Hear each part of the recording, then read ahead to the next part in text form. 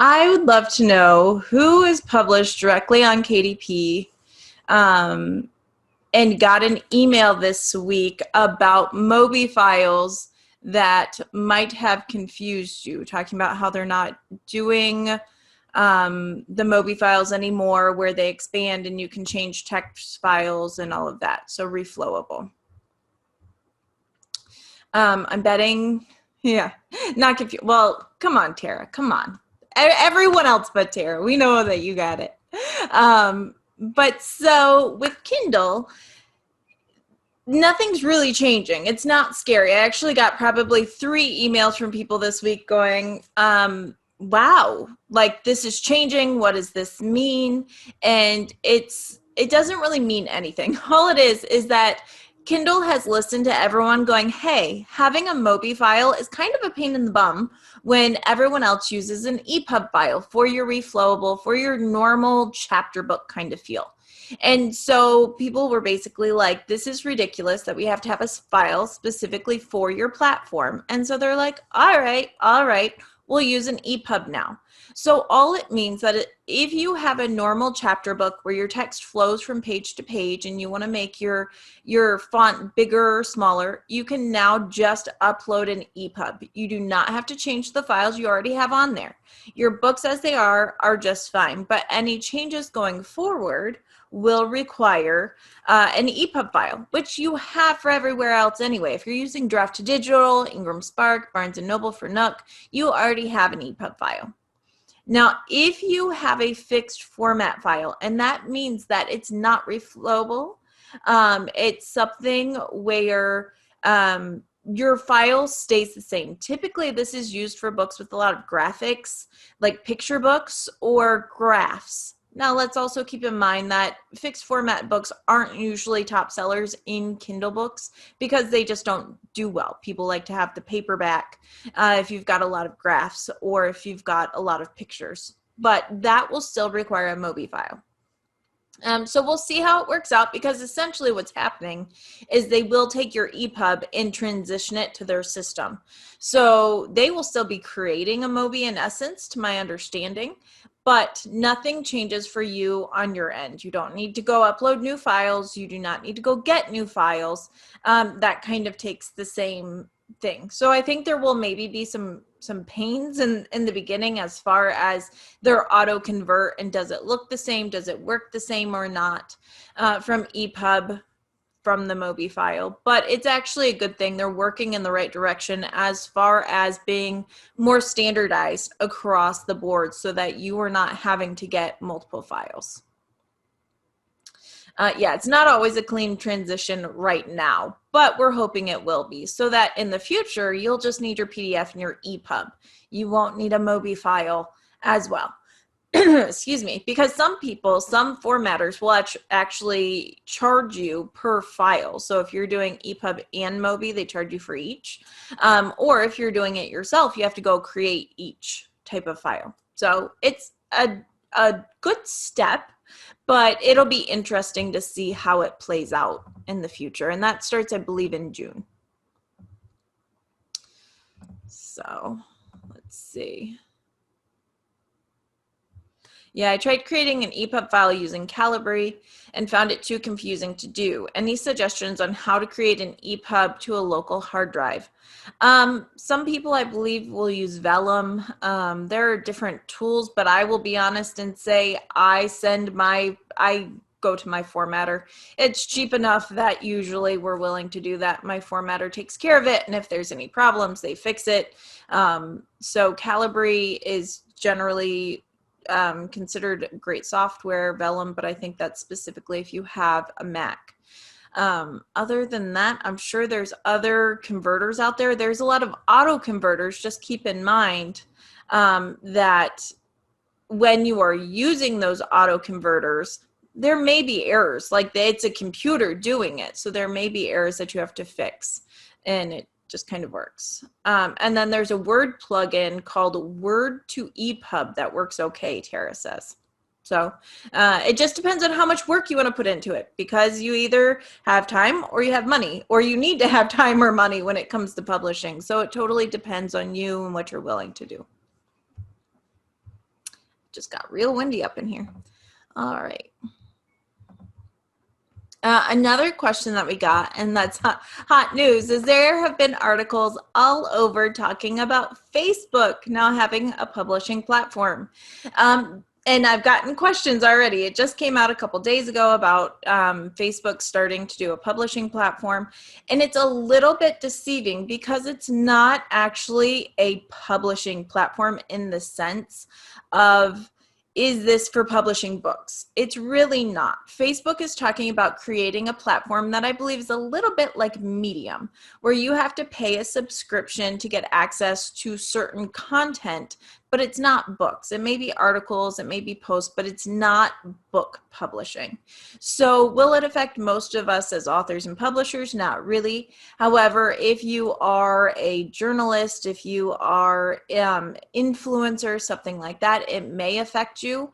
But my personal feeling is that most people are not going to pay for content they've been getting for free. Right? We've been able to see everyone's rants on Facebook for free for years. And so if they start charging for that, I don't think that it will convert very well. We'll see what happens. Facebook is obviously just trying to monetize their platform, which that's what businesses do, but I don't think it's going to work very well. I think that, like I said, people probably aren't going to want to pay what they've been getting for free. So we'll see, but it is not really book publishing. When they're talking about publishing, it's more content, journalists, influencers, that kind of thing, blogs maybe, but not books. So to clear up that confusion there, whether it's a good or bad thing, time will tell. I think Twitter's trying to do something similar, and they're innovating and they're changing, but we'll see how it works out. So those were the two big things that I had gotten multiple questions on. And exactly, David, it's another reason to focus in on your site and your own mailing list, because social media platforms can do whatever they want. Facebook could become a subscription service tomorrow. They could start saying, hey, you only have access if you pay $9.99 a month. There would be a lot of people who don't do that, who just say, yeah, never mind. So when you're cultivating your own website, your own mailing list in particular, you are getting your followers in a way that you can actually hang on to, and you can reach them even if social media goes away. So I think it's always smart to have lead generation on your website to capture emails so that everyone on your social media, I would be posting that or have it available regularly so that you can draw people over to your mailing list, and that you can stay in contact with them even if social media does go away or you get blocked or your account's hacked, anything that it could be. And Facebook may be targeting Medium. They may be trying to be in the running with Medium, or say, hey, Medium's doing well and they're earning money and we want a piece of it. Who knows? But we'll watch it as it goes forward. All right. Yes, we very much recommend Meet Day if you are looking for a formatter, especially for ebooks. He's affordable, he's quick, he's awesome. So Meet Day, and he's also, if you go to the New Shelves website and you go to the resources tab, there's people we like, and he's listed right there as our formatter, as one of our formatters that we highly recommend. Great call. Let's see.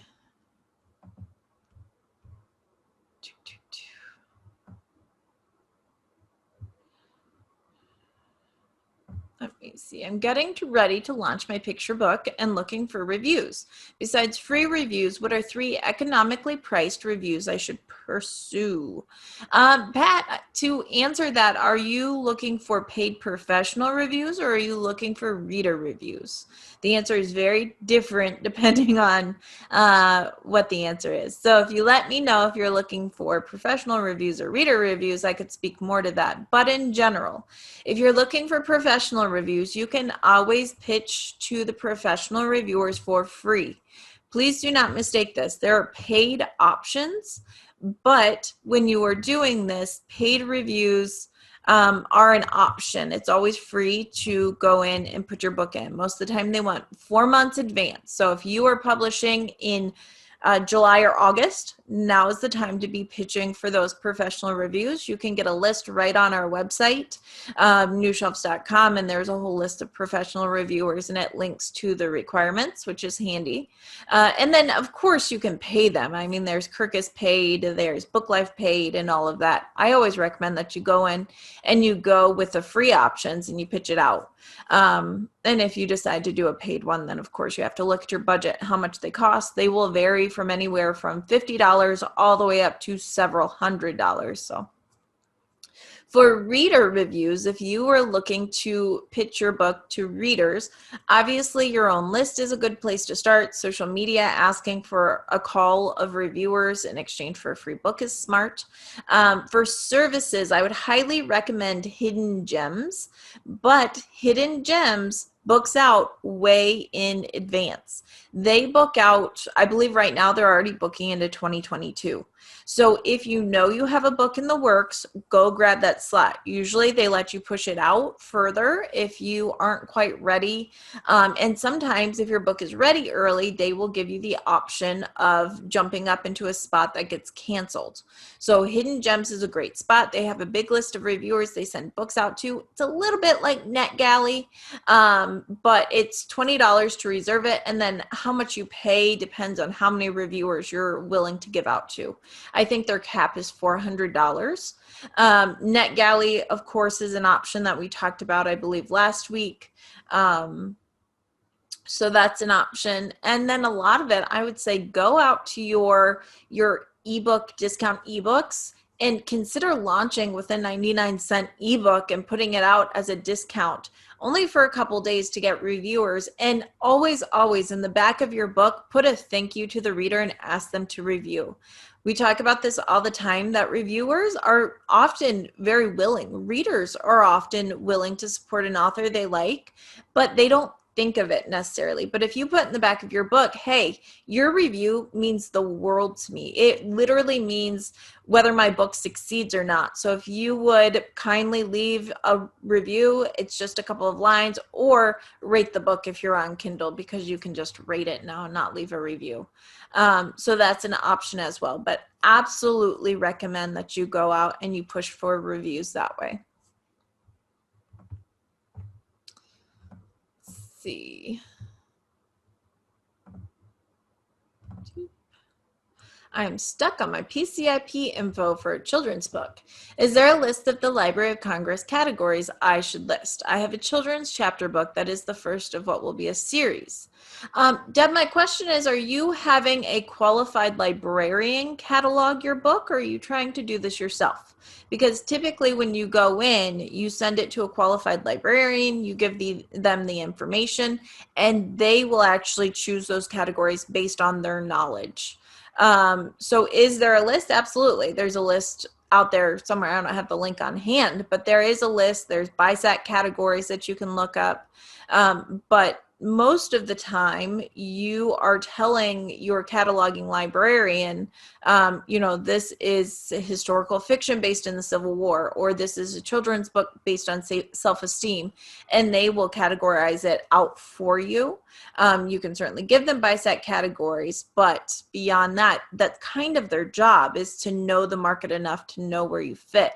So I would be leaning on that if you are working with a cataloging librarian, and then go look up your BISAC categories. That's the best place to start, because BISAC categories are kind of, it's the commonly known categories.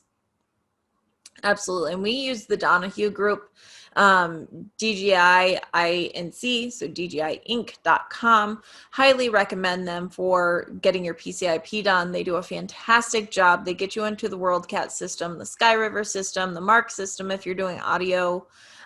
So fantastic that way. And make sure that if you're working with a cataloging librarian, that they're doing all of those things and that they're qualified to do that. I have unfortunately worked with people who go, oh, well, this person said they could catalog my book for me. And then I'm asking these questions. They're going, nope, they didn't do that. No, I asked them. They didn't know anything about that. So it's important that you find someone who knows what they're doing, or else you're kind of paying for nothing. A big part of why we get a PCIP block is to get into these digital systems. And if your cataloging librarian is not doing that, that's a big drawback, in my opinion. Let's see. What's the best way to grow my email list? I've already tried Rafflecopter and pitching to my social media following with varying degrees of success. My, excuse me, my opinion on growing your mailing list is twofold. Number one, you have to have an enticing giveaway. Has to be enticing, whether it is giving away something like a checklist, or giving away doing a quiz on your site. Quizzes are really popular. We're all like little kids deep inside. When someone asks us, do you want to know who your Disney princess is? We just can't help it. Or some other quiz that applies to you. What poet are you reborn, or something like that. Getting a quiz on your website that requires people to drop their email to get the answer is a really great way to turn website traffic into a mailing list contact. Or if you're doing some type of giveaway, people don't give away their email for nothing. So again, it has to be enticing. First chapter of a book rarely works. Even a full book doesn't always work. But if you're giving away something that they really want, like I've seen people do big giveaways with like a Kindle, or I've seen people do something that's not expensive, but people really want. Think for a children's book, if you put together a craft kit story time that goes along with your book, a lot of people are going to give you their email address because, hey, I can keep my kids completely occupied for a half hour and not have to think about it. I'm a school teacher, a Sunday school teacher, a daycare provider. That's worth my email. So you have to find what your audience wants, and then you have to make sure that you're giving them something of value in exchange for their email. Once you have that, putting it out to Rafflecopter, social media, but usually it's not just putting it out on social media. It's putting it out in paid advertisements to social media is how you get people over. So you have to find what people want and then market it to them and push it out beyond your own sphere. And that is how you can successfully build an email list. I will also say that if you have something of value to offer, if you have knowledge-wise, if you have something where you could speak to a group about health and wellness, or you can talk to a whole group about poetry or something like that, and you can create some type of webinar or class that not only you can offer on your own and get people to sign up for and therefore get their email addresses, but also offer it to somebody else. So go find someone else, go find a writing group or a library and say, I host this class, I do it on my own Zoom, you don't have to do anything, would you be interested? Then you're going out and you're getting their audience to sign up for your list in your class. You do typically have to do it for free. It's something that you just offer as a service, but in exchange you get contacts that you can then reach out to about your book. So there are ways to grow your list, but almost all of them require some type of time investment and finding the sweet spot of what people want. That's really what it is. And that will change depending on your book and depending on your audience. All right, let me see. Oh, good, Deb. No, you don't have to do that before the Donahue group. No need to actually pull out all your categories and everything. They help you with that. Let me see. What are your thoughts on Puppy Review Service? They charge $2.40 for a year, and authors can offer unlimited book for their members to review. Does this constitute paying for a review? No, this is going on to a platform. So the thing with Puppy, excuse me, the thing with Puppy is that you put your book up, you offer it up for review, and you're paying for the service. You're paying for the platform. You're not paying the reviewers. So therefore, it's acceptable. You're paying for the platform to offer your book for free, just like NetGalley.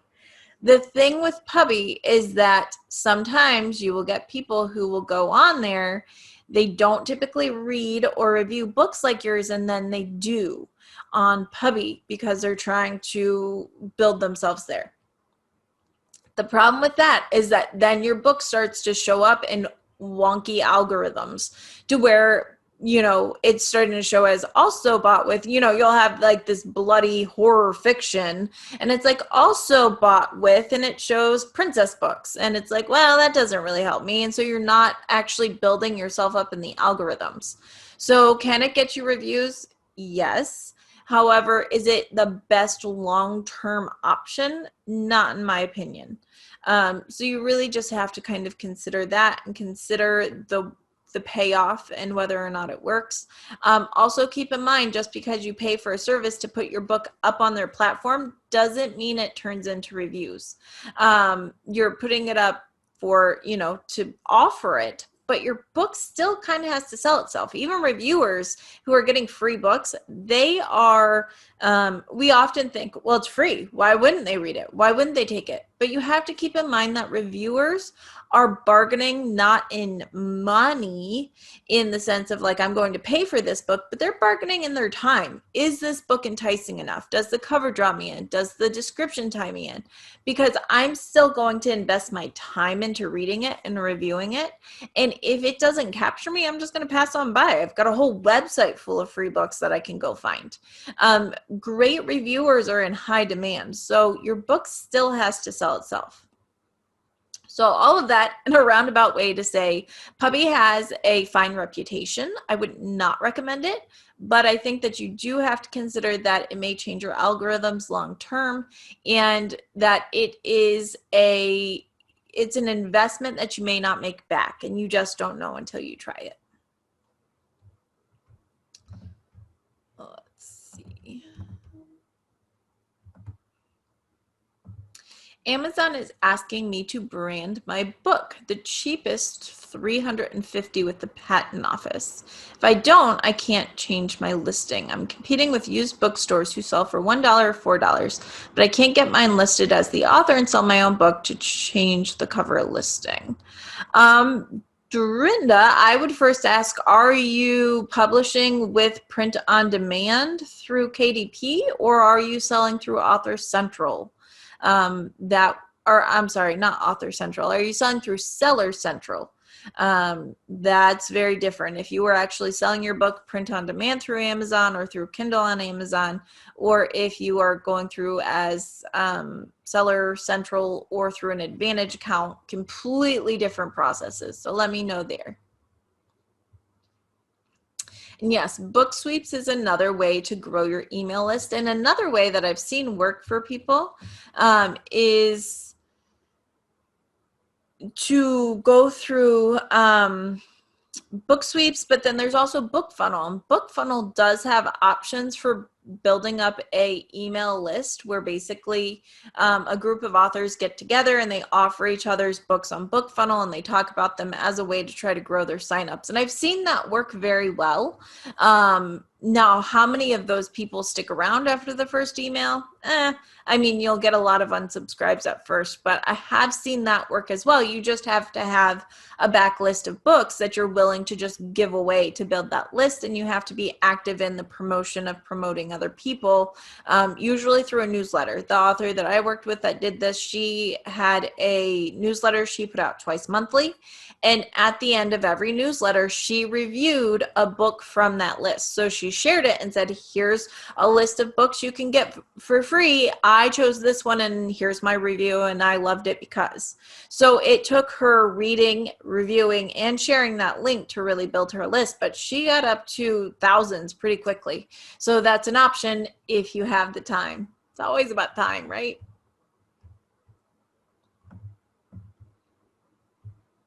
Yes, absolutely. That's something to remember as well, is that if you get too many unsubscribers, there's actually like a ratio. If you get too many unsubscribers or marked as spam at one time, it can suspend your MailChimp account. So as you're collecting email addresses, keep that in mind. And a lot of people they will put their email address in for the free book or the free offer, and then they'll unsubscribe. The goal is to make sure that you are being very careful that when you are emailing out, you're offering something of value to keep people on and to add them a little bit at a time.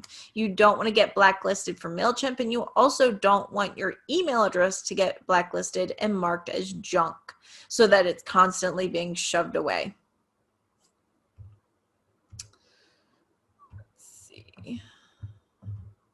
All right, so Dorinda, if you are on Seller Central, that's a completely different process. If you're on Seller Central, essentially, you are acting like any other seller on the market. So yes, you can brand it, you can pay to kind of be boosted on Amazon's platform, but you're going in as a seller. It's essentially a free market, and so it will be very hard to corner that market if other people are selling your books for less. They will always have the option. You can make it as attractive as possible to offer the best price you can, to let people know that you are the direct author, things like that. But it's a free market. It's just like if it was up on eBay or Etsy, anyone can list that book for sale. Now, when you're doing print on demand as the print on demand author and publisher, you're always on top for Amazon. You're always getting up there. You're also getting the prime shipping typically. So it's what most people choose. And it's coming from Amazon.com, which people trust more than third-party sellers. So that's why print on demand can be great for that. One of the things you can consider doing is if you have an ebook, put your ebook up on KDP. And when you put your ebook up on KDP through your KDP account, connect your Seller Central paperback or hardcover to that listing. People automatically tend to purchase your book more just because it's there. But honestly, if other people are selling your book new for half the price, quarter of the price, I mean, that's tempting, and it's going to keep coming up on the list. And that's just part of it being a free market, unfortunately.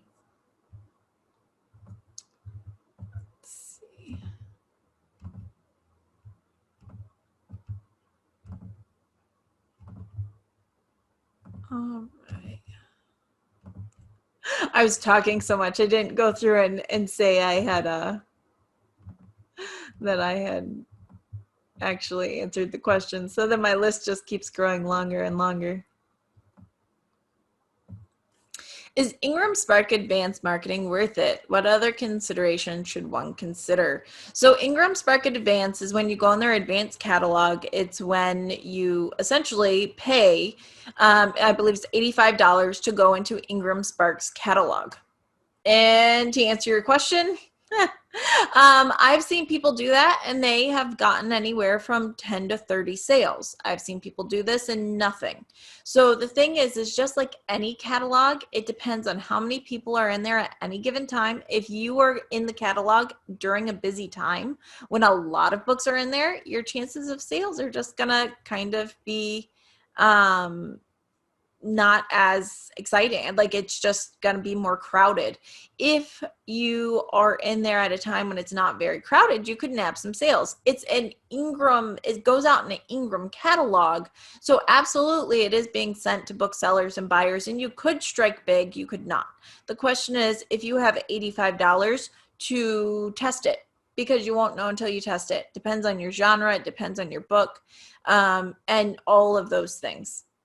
So it's one of those things that if you've got $85, try it. You may get lucky, but you may not. So don't do it planning to make back your investment right away, or to make back your investment at all. You can hope for that, but I wouldn't plan on it.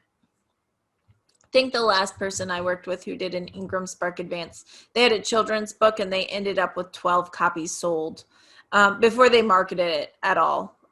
So that was nice. Of course, we don't know who bought them, if it was library, bookstore, or whatnot, but 12 copies right away, which on their book probably just about made that money back, but that doesn't always happen. So it's not like hundreds. I mean, it could be for some people, but I haven't ever seen it be hundreds of books sold through that advanced marketing. I bought a package with NetGalley through IBPA. What's the best way to make this work in terms of getting reviews? I think, once you put it up there, you need to make sure that you've got killer marketing copy that you've got a hook. Because again, reviewers are going to have a lot of people to look through and a lot of things and options. So you have to make sure your book stands out. And when you're putting your book up, it's got to stand on its own. The cover and the marketing copy have to sell it. So think about your audience and really pitch hard to that. And also, I would always say in the back of your book, have that review thing. It means so much to me if you would go and review this book on every platform available, and then list a couple like Goodreads, Amazon, Barnes and Noble. Give that extra push, because keep in mind, sometimes people on NetGalley will only review on NetGalley. They don't remember to go on or don't take the time to go on and review it elsewhere. So an extra reminder at the end may be the push that gets your reviews taken more than one place. How long is your book in the Ingram Sparks catalog? I believe the Ingram catalog is bi-monthly, if I'm not mistaken. Which, let's be honest, it happens sometimes. But no, it's not forever. I mean, it's in the Ingram catalog in the sense that anyone can look your book up forever, but in the actual catalog that goes out, it's a one-time thing. Let's see. Tara, your question, I'm not sure. Tara's asking about Kindle X-Ray, and I actually have never heard of that. So I'm going to go look it up after our call here today, and maybe I'll have something to say about it next week. But if anyone else has used Kindle X-Ray and you have an opinion, drop it in the chat box, and I'd love to hear about it. Sounds like it's for reading ebooks. Yeah, let's see.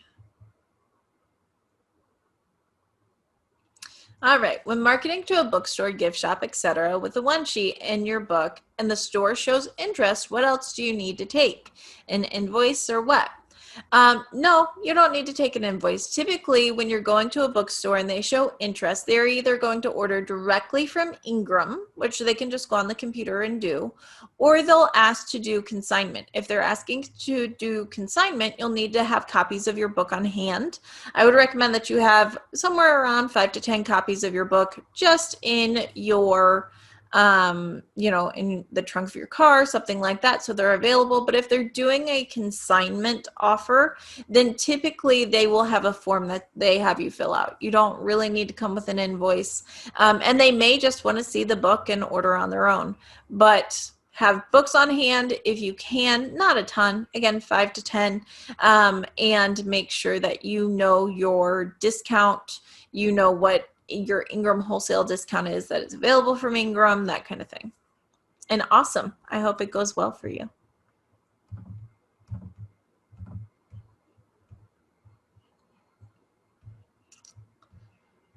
All right. Let me see. And we had a question about social media, about not only how to set social media up, but what do I post? What do I really post? And Wendy asked, did you really mean it about puppies? Of course I meant it about puppies. Not all the time. I mean, if you really hate dogs, no, you don't post about puppies. But if you love dogs and you find a cute meme, yes. I found the cutest meme the other day that was a penguin that says, I love you, a waddle. Yes, it's kind of silly and stupid, but it's cute and it makes people stop. So if it's appropriate, absolutely. But also things about your book. You can do quotes from your book. You can do quotes. If your book's all about leadership, you could often post about leadership quotes from other people. You can do all sorts of things, but I did want to show you guys. I'm going to share my screen. Yes, just start. That's great advice, David. Just start. The more you use it, the more you'll find things, the more comfortable you will be. So I just got a bunch of questions all at once, and I will answer these questions. But to go back to social media, let me share my screen, because we actually have at New Shelves We have an awesome newsletter that you can sign up for on our website, obviously. But also if you go to newshelves.com and you go to our store right here, we actually have some options for you. So we actually have a social media posting prompt calendar, which is an entire year, month by month, of social media posting ideas. And we also have a social media guide plus posting prompts. So this is a complete guide. Anna, my sidekick, who is amazing, did this, and it's a complete guide of all things social media. It tells you how to set up accounts. It talks about Hootsuite. It talks about posting on YouTube and Pinterest. And I mean, it is really incredible, all the things on there. So that's one option. And it's actually got, there we go. I was looking for that. So it's got like yes, do this, don't do this. It talks about setting up a Facebook page, about branding. It gives you real time on how to interact with people. Like, yes, this is how we like things on Facebook. It goes pretty basic, but it goes more advanced as well. So if you're a beginner who's like, I need to set things up, but I don't really know how, or I've been using my personal Facebook and not an author page, this is awesome. It's $12.99. And it also comes with the prompts. And the prompts look like this. It goes month by month. It was set up so that it could be used, like you can get it in March and still get a full year's out of it. And so it's got holiday options, and it's got general ideas, hashtag ideas, and it's an idea to get you started. It's a way that you can start thinking about things to post to social media, so that you're feeling more confident, you have ideas, and then you'll start to get ideas from that. You'll be like, oh, okay, now that I know what's going on, I've got some ideas. In the store, we also have other things like a book graphic template people were asking for. We've got a bunch of our freebies, as well as marketing timeline, trusted book blogger list. And then we also have graphics that are holiday graphics that you can drop in your website or logo, so that you have graphics to do. Social media works great with mock-up shots if you have that. So lots of options for what you can post. But in addition to these ideas, book post, anything that goes around your book, your audience. If you are all about health and nutrition, find some healthy recipes. You don't have to write these healthy recipes. Go find them online and share the recipe link. If you are about health and nutrition, you could do chair workouts, or post a picture of a mountain that you're climbing and talk about getting out there. That is a ways to tie into your content and tie into your audience without saying, buy my book, buy my book, buy my book. You are showing people, this is what my book, this is what my platform is about. People like personal. I think this is one of the biggest mistakes authors make with social media, is they don't want to post anything personal. They want to keep things very superficial.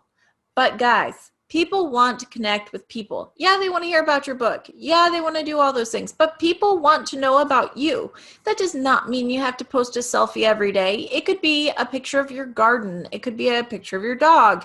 It could be the mountain that you're climbing, and you're just talking about what you're doing on Saturday.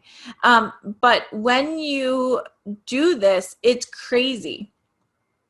I love this. And Caroline and I have been working together and talking about social media. And she said, following this advice this week, and the first book meme had 300 engagements. And she's got a nice platform, but 10 times their previous engagements.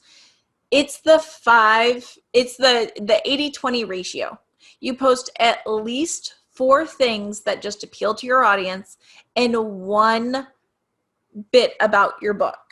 And whatever goes to your audience, if you are writing, cozy mysteries, cats, knitting, recipes, think of your audience demographic, and give them what they want. It doesn't have to be original content. You do not have to sit there and painstakingly create a recipe or anything like that. Go take links from other places.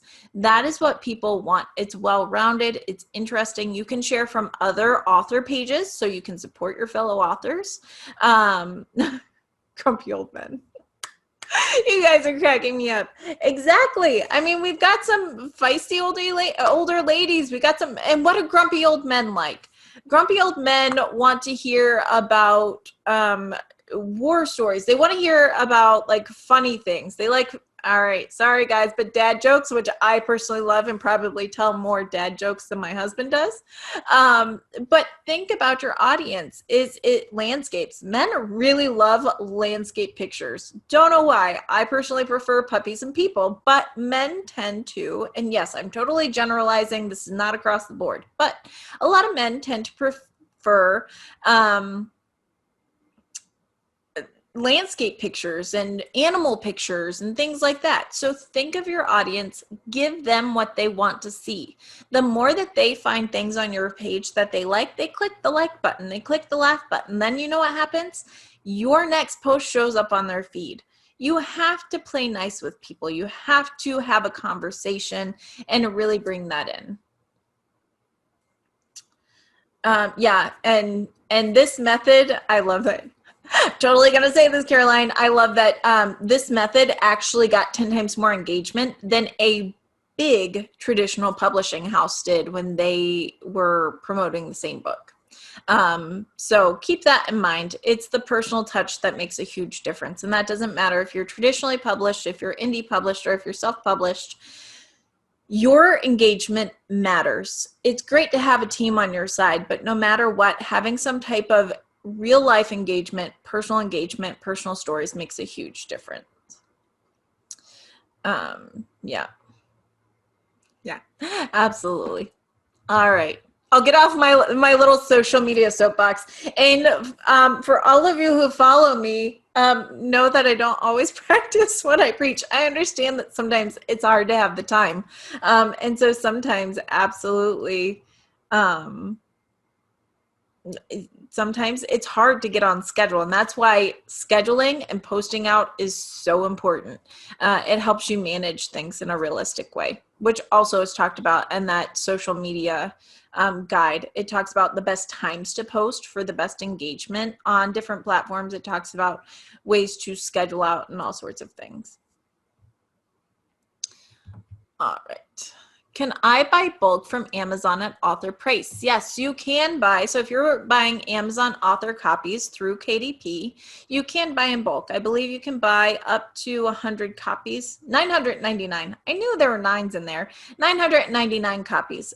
Do know that the larger your order, the longer it will take to ship. So keep that in mind, but absolutely, you can have a lot of copies. In Ingram Spark, you can buy bulk as well at your author price. Ingram Spark typically will take a little bit longer to print and ship. If I offer a company a bulk discount through me, do I invoice them first, then I order and pay, and Ingram Spark sends it to them? And is it not returnable? So if you are trying to order at your author price, you're selling to a company, number one, if you're doing a big order, get the money first, or at least get enough money to cover your order. Because if not, who's out of all that money? You. And no, if you return your author copies, you get nothing back. So it'd be smarter to keep those and sell those. They're not returnable unless you are offering the company to buy those copies back. So absolutely get money first. If you're selling them in bulk, then you'd say, okay, I will sell you, you guys know I don't math. So let's check my math here. I'm going to sell you books for $5 a piece if you buy 100. So the cost is $500. Now your printed author copy cost is only $3. So you're going, okay, well, I will pay $300. They'll pay $500. I'll make $200. Great, fantastic. You can ship them directly to the buyer, but you want to make sure at minimum before you do that, you're covering your costs. And typically I would say that you would want full payment if it's not a consignment deal and that's not written in a contract. So smart things always. I mean, it's always smart to take a down payment to cover your cost at the very least, because that protects you from sticky situations. It also helps keep you from awkward situations where you're like picking up the phone going, hey, so I was wondering if you could go ahead and send me that $500 from 6 months ago. And, you know, there's not a lot of motivation when there's nothing on the line for other people sometimes. Sad, but true. Let's see. Good places to ask for reviews or to list for reviews. Goodreads is a great one. Amazon, Barnes and Noble. If you have an audiobook, you can ask for Audible. You can ask for iBooks or iTunes. You can ask for Kobo. I always say the more the merrier if you're willing to copy and paste your review. BookBub is a really good one. If your book's up, you know, you have to put it up and claim it as an author on BookBub. That's a great one, especially if you're pushing for a BookBub deal. Anywhere. The thing is anywhere. And if you have someone who's willing to kind of do it all over, the more the merrier. If you have someone that, you know, you don't know that well, you can always say it's appreciated on any vendor sites and on review sites like Goodreads. You cannot specifically say, I want you to go put a review of my book up on Amazon. That's against their terms. And also if you do that, it will get you blacklisted from other stores and things, especially with your ebook. So be smart about it. But if you list all the places, generally that gets through. Just don't link to any of them. You don't want to say, go to Amazon.com and link Amazon.com in your ebook file, because guess who's not going to publish that book? Apple. Also Kobo probably won't as well. So you won't go into overdrive for libraries. So again, you have to play it smart. You have to stay within the rules, but also don't be afraid to ask and encourage those reviews.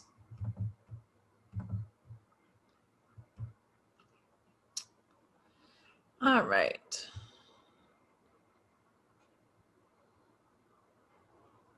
All right. Dorinda, that's a great question, but it's more than I can answer here without looking at your book. So if you send us an email, you can send it just to info@newshelves.com. I'd be happy to help you with that one. All right. And I am absolutely going to check out Kindle X-Ray, Tara. If you've got any last minute questions, so Free Advice Fridays. We are here every Friday at 10 a.m. Eastern. You are always welcome to join us. If you can't join us live and you have a question, send it in. It's questions with an S at freeadvicefridays.com. And if you email those in, we try very hard to make sure we get those answered on Friday. And then we do a replay every Monday that goes up on our YouTube channel, as well as the Free Advice Friday website. So we do get those up. We don't do transcripts anymore. We did them for a while, but unfortunately they were being copied and put elsewhere. So just the YouTube. If you're not our YouTube fan club, come on, you guys, go to youtube.com/newshelvesbooks, and you can subscribe there so you'll get a notice when we do those. Not only do we do Free Advice Friday replays, but we also put up little how-to videos. Like we've got Erica's editing funnel where she talks about the different points of editing in a short clip. We've got how to create your own price barcode and different things like that. And we're planning on amping that up in the future. And yeah, it's Party Friday. We like to have a fun time.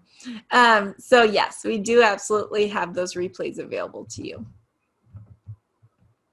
All right, gonna check my email real quick and make sure. I've got awesome grammar today, but make sure that we've got those questions.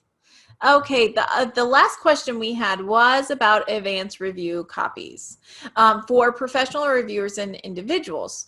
The question is, I'm told that reviewers all want hard copies to review, but I won't have them in time to send in for review. What's the deal? So it used to be that when...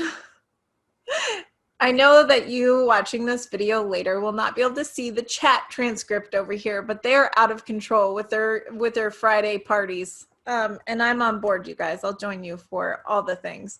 But anyway, for advanced review copies, focus. It used to be that you absolutely had to have hard copies. You had to have printed arcs of your book to send in to Kirkus, to Forward, to Shelf Awareness, to be considered for reviews. And those are the people that want your book 4 months in advance. That means your book has to be ready really early, and you have to print copies, and then you have to mail them in and go through all the hoops. One of the good things to come out of COVID, there aren't very many, but I will give them this. One of the great things to come out of COVID is that you can now send those in digitally. They're not accepting physical ARCs right now. They're not accepting hard copies. They are now accepting digital ebooks, you either PDF or a EPUB in most cases, for review. They either have a form you fill out and you upload your book, or you mail it into them. Super easy to do. So you still need that advanced review copy PDF in advance, but you don't necessarily have to have it printed. It's huge and it's super awesome.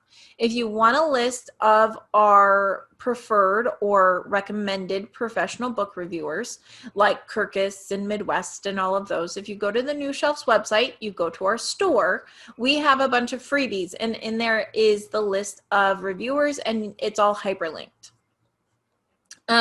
As for reader reviews, do readers in general like physical copies?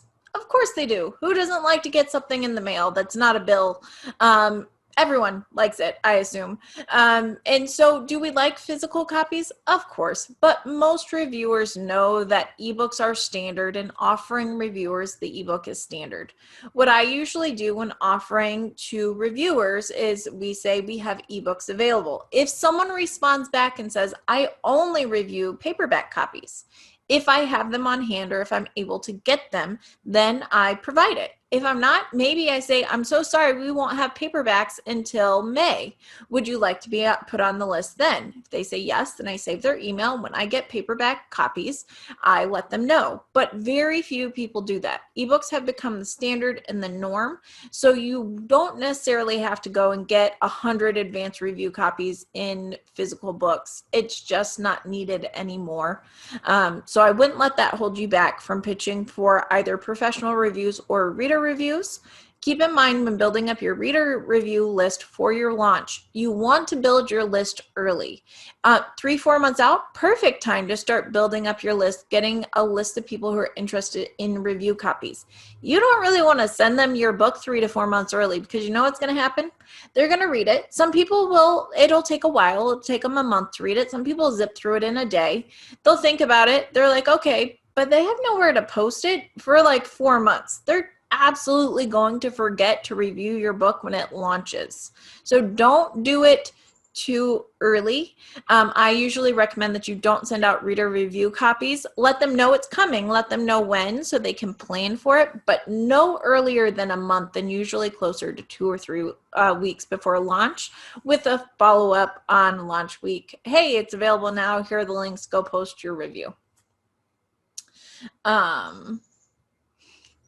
See, now we're apparently planning Friday happy hour, which I am down for. Don't expect any great advice, though. Let's see. I can give advice. I just don't promise that it's great if it's during happy hour. All right. All right, you guys. Well, you are out of control, so I'm going to just kick everyone off before we get too far. Absolutely love it. If you have questions, just send them in to questions@freeadvicefridays.com. You can also go straight to our Facebook page and we can interact there. You can ask questions. We can share experiences. And I hope you join us next Friday, 10 a.m. Eastern, same time, same place. And we will be here. My name is Keri Barnum, and I hope you guys have a fantastic Friday. Bye.